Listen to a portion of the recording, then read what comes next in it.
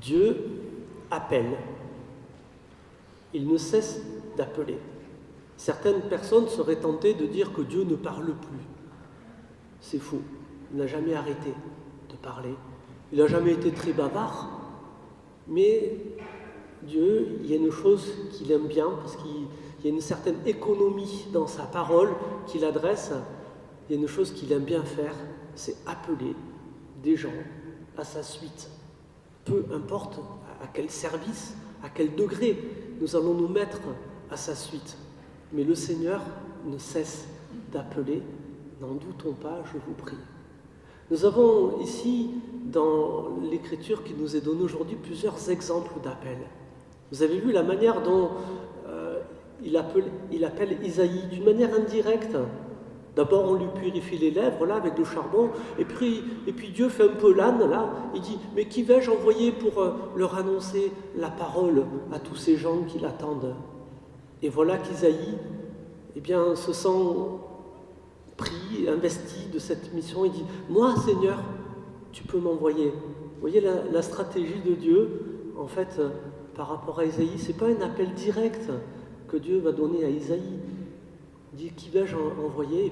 Et puis Isaïe, il sort du rang en disant « Moi, je veux bien répandre ta parole. » Dans la deuxième lecture, nous avons le témoignage de Paul. Il est apparu un autre mode d'appel qui se base sur l'apparition, le Christ ressuscité qui apparaît. Et vous savez que pour Paul, c'est ça qui va déclencher sa conversion. Il persécutait l'Église, comme il le dit, et c'est suite à cette apparition de Jésus qu'il va comprendre qui est le Seigneur. Et ça, c'est très important pour se mettre à la suite de Seigneur, c'est de connaître celui qui nous appelle.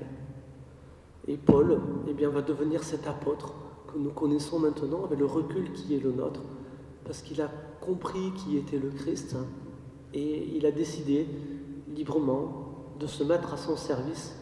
Et plutôt que de persécuter l'Église, il va devenir un des fondateurs les plus grands de cette même Église qui persécutait auparavant. Une sacrée conversion au passage. Et ça nous fait pointer du doigt que quelquefois, l'appel de Dieu peut aussi opérer des conversions, des changements de direction, nous aussi, dans nos vies, dans nos existences. C'est toujours bon de se le rappeler, cela. Et puis dans l'Évangile, vous avez vu, il y a une progression. J'aime beaucoup la pédagogie de Jésus. Il appelle des pécheurs, et quel meilleur signe pouvait-il leur donner que cette pêche miraculeuse pour les rejoindre dans leurs propres activités, dans ce qu'ils sont. Vous voyez, Dieu nous prend comme nous sommes. Pas besoin de McDo pour nous dire « venez comme vous êtes ». Dieu, il a fait ça depuis longtemps déjà. Depuis longtemps. Venez comme vous êtes, je vous appelle comme vous êtes.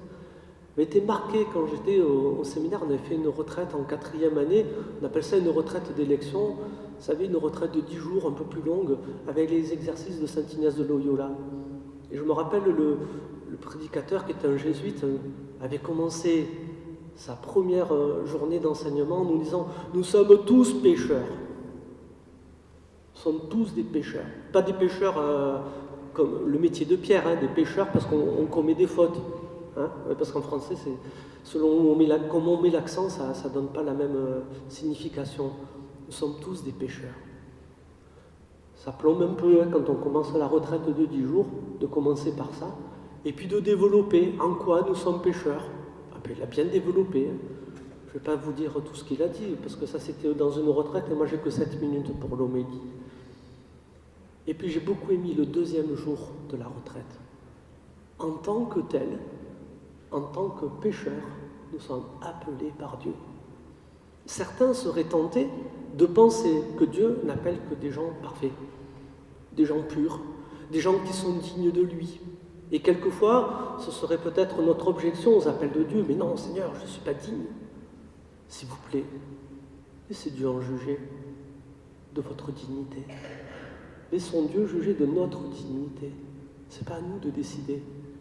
Si Dieu nous prend comme nous sommes, pécheurs, il sait que nous sommes pécheurs. Mais en tant que tel, il vient nous appeler. Et vous avez vu la progression dans l'Évangile. Quand Jésus se met dans la barque de Pierre et enseigne, Pierre va s'adresser à Jésus comme un rabbi, un maître, quelqu'un qui enseigne, quelqu'un qui a une certaine autorité pour enseigner, pour donner la parole de Dieu, pour nous aider à connaître la loi. Et puis vous avez vu, suite à ce signe de la pêche miraculeuse, il va y avoir une progression. Pierre a compris que celui qui se tient dans sa barque, ce n'est pas un simple rabbi, ce n'est pas un simple homme.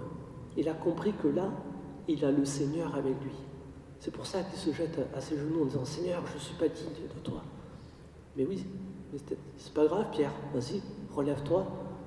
Et désormais, c'est des hommes que tu prendras. Petite parenthèse, vous imaginez quelques mois, quelques années plus tard, lorsque Pierre, s'adressant à la foule, va sur son enseignement, nous dit-on, l'Esprit Saint descend sur la foule, et on nous dit que ce jour-là, il y a eu 3000 personnes nouvelles qui se sont agrégées à la communauté des chrétiens. La pêche miraculeuse qui se poursuit dans les Actes des Apôtres quelques années plus tard. Imaginez pour Pierre, désormais ce sont des hommes que tu prendras. Voilà les différents appels que le Seigneur peut nous adresser. Sur cette thématique de l'appel, j'aimerais préciser une chose. Il n'y a pas une seule manière d'appeler.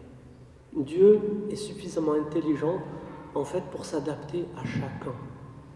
Et les différents appels, si nous n'avons pas encore compris ça avec Isaïe, Paul et Pierre, les exemples qui nous sont donnés dans la liturgie d'aujourd'hui, eh bien, je vais vous apporter encore une autre illustration, celle qui m'a été donnée de vivre quand je suis rentré au séminaire. Vous savez, on était 10.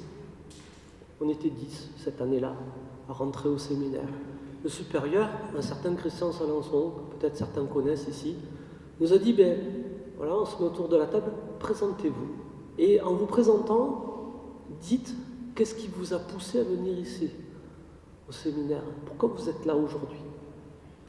Et il y a eu 10 récits différents. Pas un qui ressemblait à un autre. 10 personnes, 10 appels différents.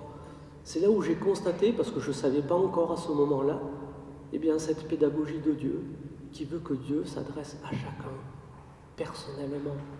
Avec Dieu, il n'y a pas les sagittaires qui vont être appelés d'une certaine manière, les scorpions ou les lions ou je ne sais pas quoi, vous voyez, il n'y a pas de regroupement par signe astral avec Dieu. Dieu s'adapte à chacun d'entre nous. Il nous connaît par notre nom, il nous appelle par notre nom. Alors frères et sœurs, aujourd'hui, en accueillant ces textes qui nous rappellent que Dieu appelle, je vous invite à réfléchir à quoi le Seigneur peut-il bien encore nous appeler aujourd'hui. Je vous laisse cette question ouverte, ce n'est pas à moi d'y répondre, on peut essayer de discerner avec vous, mais cette question, eh bien, fouillez dans votre cœur, fouillez dans vos désirs les plus profonds. Peut-être que là, il y a des indices pour trouver ce que le Seigneur attend de vous. Vous savez, une sainte Thérèse de l'Enfant Jésus qui constatait et qui rendait grâce en Dieu en disant « Seigneur, je te bénis parce que tu m'as fait désirer tout ce que tu voulais me donner. » Comment le Seigneur nous travaille déjà de l'intérieur et dans nos propres désirs, mais déjà ce qu'il attend de nous. Ça aussi, c'est la pédagogie de Dieu. Alors fouillons, si vous voulez bien, frères et sœurs, dans nos désirs les plus profonds, comme Thérèse, et rendons grâce à Dieu pour tout ce à quoi le Seigneur nous a déjà appelés, et peut-être aussi pour découvrir ce que le Seigneur attend encore de chacun de nous. Amen.